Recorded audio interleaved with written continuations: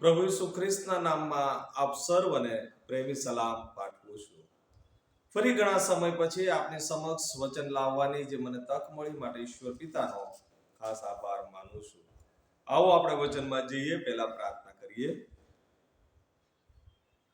અમારા જીવન પવિત્ર પ્રેમાળ ઈશ્વર પિતા, પ્રભુ આભાર માનીએ છીએ, સ્તુતિ કરીએ છીએ આજની આ સુંદર પ્રભાતને માટે, તમારી આરાધના કરવાને માટે, તમે અમને કૃપા આપી માટે અમે તમારો આભાર માનીએ છીએ, તમારા નામને ધન્યવાદ આપીએ છીએ। પિતા, જે વચન તમે અમને આપ્યું છે અને જે વચન દ્વારા તમારા લોકની સાથે વાતને વ્યવહાર કરવાનો છે, ત્યારે વચન શીખવા સમજવાને માટે દરેકને તમે તમારી કૃપા આપજો, સહાય તથા મદદ કરજો, અને મને પણ પ્રભુ તમે તમારા હાથોમાં ધરી રાખજો એવી અમે પ્રાર્થના કરીએ છીએ। હવે પછીનો સમય પ્રભુ અમે સર્વ તમારા હાથોમાં સોંપાઈએ છીએ। આ મારી વિનંતી અમારા ઉદ્ધાર કરતા પ્રભુ ઈસુ ખ્રિસ્તના નામમાં સાંભળો અને સ્વીકાર કરો પિતા, આમેન। વાલાઓ, આજનું જે વચન હું આપની સમક્ષ શેર કરવા માંગુ છું તે બે ભાગમાં પસંદ કરવામાં આવ્યું છે। પ્રથમ ભાગ છે જૂના કરારમાં બીજો રાજા તેનો 5મો અધ્યાય 1 થી 5 કલમ, અને બીજું છે માર્કની લખેલી સુવાર્તા તેનો 6ઠો અધ્યાય 21 થી 28 કલમ। આપણે ઝડપથી એ વચન વાંચી લેવા માંગીએ છીએ। બીજો રાજા 5 અને 1 થી 5 કલમ ત્યાં આ પ્રમાણે લખવામાં આવ્યું છે। હવે અરામના રાજાનો સેનાપતિ નામાન પોતાના ધણી આગળ મોટો તથા માનવંત માણસ ગણાતો હતો, કેમ કે તેની મારફતે યહોવાએ અરામને જય અપાવ્યો હતો। વળી એ પરાક્રમી શૂરવીર પુરુષ હતો, પણ તે કોઢિયો હતો, અને અરામીઓ ધાડાબંધ નીકળી પડ્યા હતા, ને ઇઝરાયલ દેશમાંથી પાછા આવતા તેઓ એક નાની છોકરીને પકડી લાવ્યા હતા, અને તે નામાનની સ્ત્રીની દાસી થઈ રહી હતી। તેણે પોતાની શેઠાણીને કહ્યું કે ઈશ્વર કરે અને મારો મુરબ્બી સમરૂનમાંના પ્રબોધકો પાસે જાય તો કેવું સારું, કેમ કે ત્યારે તો તે તેનો કોઢ મટાડે। અને એક જણે અંદર જઈને પોતાના ધણીને કહ્યું કે ઇઝરાયલ દેશની જે છોકરી છે તેણે આમ આમ કહ્યું છે। તે જ પ્રમાણે માર્કની લખેલી સુવાર્તા તેનો 6ઠો અધ્યાય અને 21મી કલમથી 28મી કલમ। અને જ્યારે જોગવાઈનો દાડો આવ્યો ત્યારે હેરોદે પોતાની વર્ષગાંઠને દિવસે પોતાના અમીરોને તથા સેનાપતિઓને તથા ગાલિલના સરદારોને સારું મિજબાની કરાવી, અને તે જ હેરોદિયાની દીકરી અંદર આવીને નાચી, ને તેથી હેરોદ તથા તેની સાથે જમવા બેઠેલાઓ ખુશ થયા। અને રાજાએ છોકરીને કહ્યું કે જે કંઈ તું ચાહે તે મારી પાસે માંગ, ને હું તને તે આપીશ। અને તેણે સમ ખાઈને તેણે કહ્યું કે જે કંઈ તું મારી પાસે માંગે તે મારા અડધા રાજ્ય સુધી હું તને આપીશ। અને તેણે બહાર જઈને પોતાની માને પૂછ્યું કે હું શું માંગુ, અને તેણે તેને કહ્યું યોહાન બાપ્તિસ્મીનું માથું। અને તરત રાજાની પાસે ઉતાવળથી માહે આવીને તેણે કહ્યું કે હું ચાહું છું કે યોહાન બાપ્તિસ્મીનું માથું કથરોટમાં હમણાં જ તું મને અપાવ। અને રાજા બહુ દિલગીર થયો, પણ પોતે સમ ખાધા હતા તેને લીધે તથા પોતાની સાથે બેઠેલાઓને લીધે તેણે તેને ના કહેવા ચાહ્યું નહીં। અને તરત રાજાએ સિપાહીઓને મોકલીને તેનું માથું લાવવાનો હુકમ કર્યો, ને તેણે જઈને કેદખાનામાં તેનું માથું કાપી નાખ્યું, અને તેનું માથું કથરોટમાં લાવીને છોકરીને આપ્યું। અને છોકરીએ પોતાની માને તે આપ્યું, અને તેના શિષ્યો એ સાંભળીને આવ્યા, ને તેનું ધડ લઈ ગયા, ને તેને કબરમાં મૂક્યું। વાલાઓ, આજે જે બે શાસ્ત્ર ભાગ આપણી સમક્ષ વાંચવામાં આવ્યા, બે શાસ્ત્ર ભાગ જૂનો કરાર અને નવા કરારમાંથી જે બાબતો અહીંયા લખવામાં આવી છે, એમાં ખાસ આજે એક બાબત આપણું ધ્યાન દોરે છે। અને જોઈએ કે શાસ્ત્ર ભાગોમાં બે છોકરીઓનો ઉલ્લેખ કરવામાં આવ્યો છે। જૂના કરારમાં જે શાસ્ત્ર ભાગ વાંચ્યો તેમાં પણ એક છોકરીનો ઉલ્લેખ કરવામાં આવ્યો, અને નવા કરારમાં પણ જે શાસ્ત્ર ભાગ વાંચવામાં આવ્યો છે તેમાં પણ એક છોકરીનો ઉલ્લેખ કરવામાં આવ્યો છે। અને જૂના કરારની જો વાત કરીએ તો ત્યાં જે છોકરીની વાત કરવામાં આવી છે એ છોકરી વિશે જો આપણે વિચાર કરવા માંગીએ તો એ છોકરી એ ઇઝરાયલમાંથી પકડી લાવવામાં આવેલી એક છોકરી હતી અને એ છોકરીની ઉંમર પણ એટલી મોટી નહોતી, એ નાની ઉંમરની છોકરી હતી. અને એ છોકરી જ્યારે નામાન કોડિયાની સ્ત્રીની દાસી થઈ રહે છે અને એ પોતાના ધણી નામાનનો જ્યારે કોટ જુએ છે ત્યારે એની શેઠાણીને એક સલાહ આપે છે અને તે છોકરી કહે છે કે મારો મુરબ્બી સમરૂનમાં જાય અને ત્યારે એ પ્રબોધકો તેનો કોડ મટાડે. વાલાઓ, આ નાની છોકરી જે દાસી છે, જેને ગુલામ તરીકે લાવવામાં આવી છે, એ છોકરીની જે હિંમત છે, એ છોકરીનો જે વિશ્વાસ છે, એ અહીં રજૂ કરે છે. એ છોકરી જે કુટુંબમાંથી આવતી હશે, એ છોકરીના માતા પિતા જે હશે કે જેણે એ છોકરીના જીવનમાં એ નાનપણથી ઈશ્વરના વચનો, એ પ્રબોધકોની વાતો, એ યહોવાએ કરેલા ચમત્કારો, એ બધું એને જણાવ્યું હશે અને એ દ્વારા એ છોકરી આજે હિંમતપૂર્વક એ ગુલામ હોવા છતાં પણ પોતાની શેઠાણીની સાથે આ રીતની વાત કરી શકે છે. એ છોકરીએ પોતાના ઘરમાં થયેલી એ યહોવાની વાતો સાંભળી હશે. એના માતા પિતાએ એ યહોવાની વાતો એ છોકરાઓની સાથે શેર કરી હશે. એવું આપણે અત્યારે આ શાસ્ત્ર પાઠ જોતા સમજી શકીએ છીએ.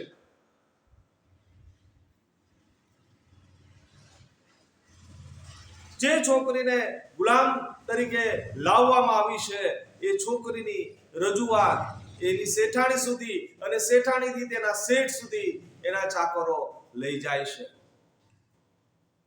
અને એ સમરૂનમાંના પ્રબોધકો પાસે જવાની જે વાત હતી, એ વાત એ નામાન કોડિયાને કાને પડે છે અને ત્યારે એ નામાન સમરૂનમાં જાય છે.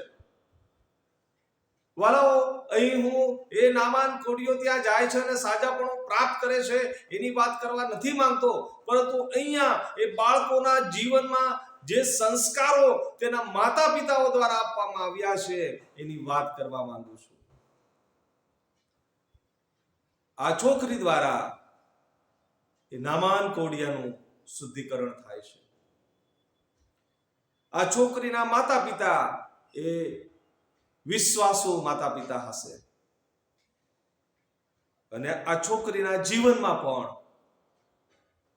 એ વિશ્વાસના બીજ એમના માતા પિતાઓ દ્વારા રોપવામાં આવ્યા હશે કે જેથી એ છોકરી પ્રબોધકોને ઓળખે છે, યહોવાને ઓળખે છે અને એને કરેલા ચમત્કારો પણ એ છોકરી જાણે છે અને એ જ વિશ્વાસ સાથે એ એના ધણી સુધી એ વાત પહોંચાડે છે કે સમરૂનમાં જે પ્રબોધકો છે તે સાજાપણું આપનાર પ્રબોધકો છે.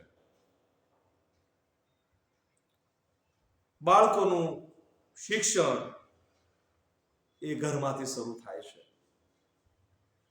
અને માટે જ કોઈકે કહ્યું છે કે બાળકોની પ્રથમ શાળા એ તેનું પોતાનું ઘર છે.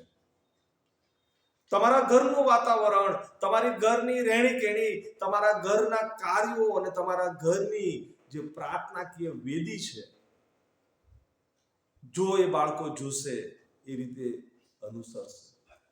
માતા પિતાનું જીવન જોઈને બાળકો તેને અનુસરે છે અને આ દીકરીએ જે કાર્ય કર્યું એ નામાનના જીવનમાં એ એના માતા પિતાની દેન છે. એના માતા પિતાનો વિશ્વાસ એ છોકરીમાં આવે છે અને છોકરી યહોવા પ્રત્યેનો વિશ્વાસ ધારણ કરીને એ નામાનને એક જીવન આપે છે અને એને કોઢમાંથી મુક્ત કરાવે છે. અને બીજો જે શાસ્ત્ર ભાગ આપણે માર્કની લખેલી સુવાર્તા તેના 6 અધ્યાયમાં વાંચ્યો, તેમાં પણ એક છોકરીની વાત કહેવામાં આવી છે અને એ છોકરી હેરોદિયાની છોકરી છે. એ છોકરી પણ નાની છે, એ છોકરીની ઉંમર પણ આ છોકરી સરખી જ હશે, પણ એ છોકરી દ્વારા જે કાર્ય કરવામાં આવ્યું એ કાર્યને માટે આપણે અહીં વાત કરવા માંગીએ છીએ. એ છોકરી એ રાજમહેલમાં ઉછરેલી છોકરી છે. એ છોકરીને યહોવાની કે તેના સેવકોની કે પ્રબોધકોની વાત સાંભળી નથી અને એ છોકરી એ વિશ્વાસીઓને કે વિશ્વાસમાં આવેલી નથી. એ છોકરી એની માની સાથે સંગતમાં રહી છે.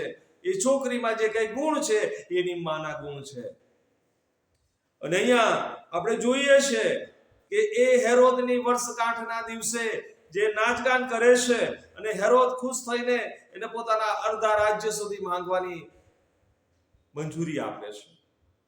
પરંતુ છોકરી પોતે શું માંગવું એ સમજી શકતી નથી. તેથી તેની માની પાસે જાય છે અને એને પૂછે છે કે હું શું માંગુ. અને ત્યારે એની માં તેને યોહાન બાપ્તિસ્મનું માથું લાવવા માટે કહે છે. કારણ કે એની માએ જે હેરોદ રાજાની સાથે લગ્ન કર્યું હોય છે એને લીધે યોહાને હેરોદને ઘણો ઠપકો આપ્યો હોય છે અને કીધું હોય છે કે તારે તારા ભાઈની પત્ની રાખવી ઉચિત નથી. અને એ વાતને લીધે હેરોદિયા તેના પર ઈર્ષા કરતી હોય છે.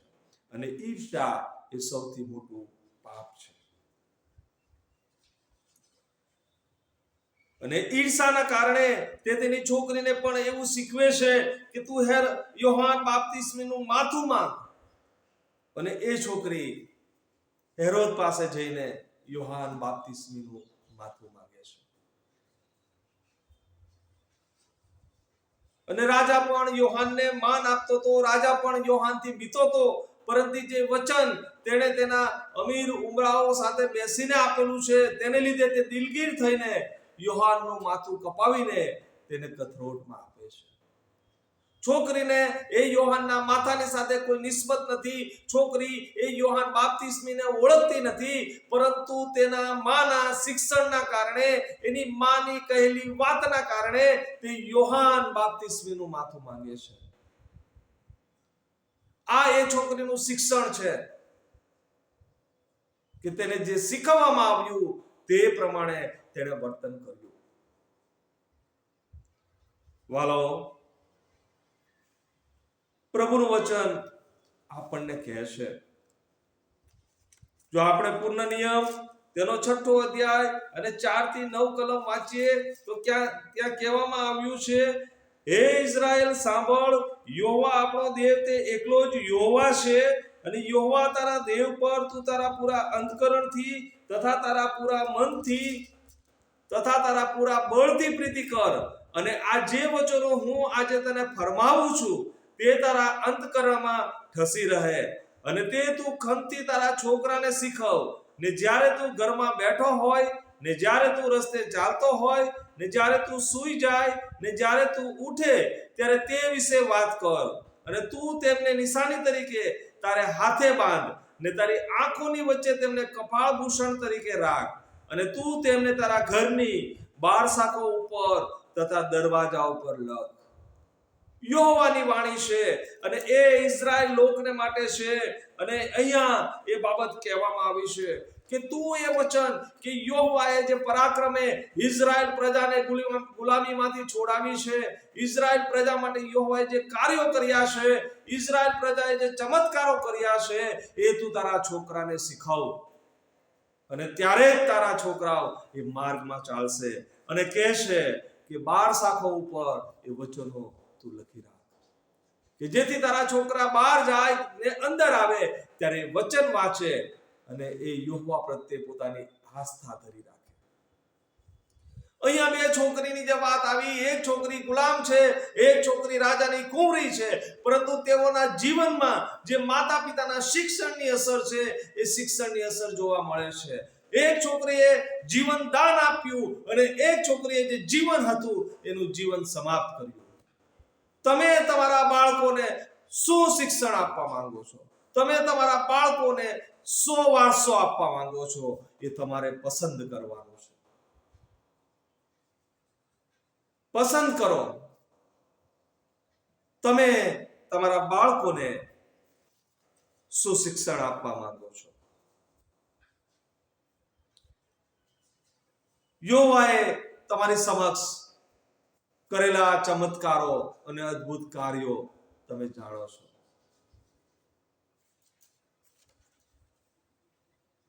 તમે તમારા બાળકોને શું શિક્ષણ આપશો? જો તમે તમારા બાળકોને યહોવાના માર્ગમાં ચલાવશો તો તમારા બાળકો પણ આવનાર દિવસોમાં બીજાને માટે એ આશીર્વાદનું કારણ બનશે અને તે દ્વારા ઈશ્વરને મહિમા મળશે.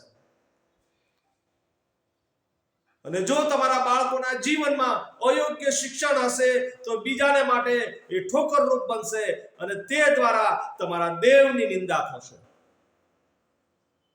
યોર ચોઇસ, તમે પસંદ કરો. તમે તમારા વારસાને ઉજ્જવળ રાખવા માંગો છો, તમારો વારસો એ વૃદ્ધિ પામે એવું જો ઈચ્છો છો તો તમે તમારા બાળકોના જીવનમાં કાર્ય કરો અને ઈશ્વરનું જે વચન, જે પુનઃ નિયમના પુસ્તકમાં આપણને શીખવવામાં આવ્યું છે એ પ્રમાણે તમે તમારા બાળકોની સાથે ઈશ્વરના વચનોની વાત અને વ્યવહાર કરો. બે બાળકીઓના જીવન વિશે આપણે જોયું. બંને બાળકીઓ નાની ઉંમરની છે, પરંતુ બંને બાળકીઓના માતા પિતાનો ઉછેર એ બાળકીઓના જીવનમાં દેખાઈ આવે છે. હવે તમારે પસંદ કરવાનું છે કે તમે તમારા બાળકોના જીવનમાં ઈશ્વરના વચનને કેટલું સ્થાન આપો છો.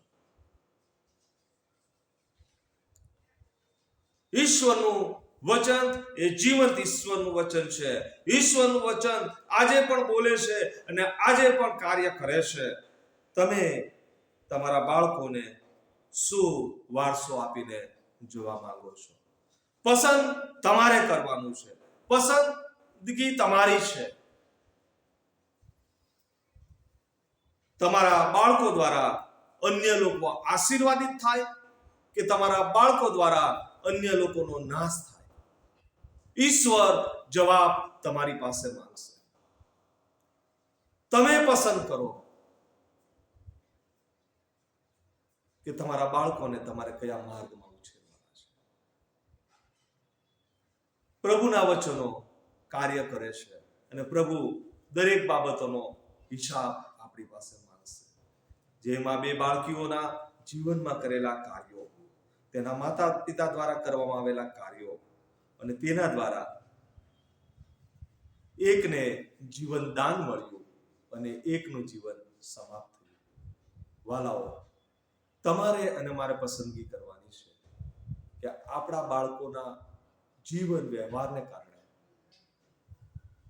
અન્ય લોકો આશીર્વાદિત થાય, નહીં કે અન્ય લોકો ઠોકર ખાય અને આપણા દેવની નિંદા કરે. પ્રભુ આપણને આ વચન સમજવાને માટે અને તે પ્રમાણે અનુસરણ કરવાને માટે દરેકને કૃપા આપે. પ્રાર્થના કરીએ.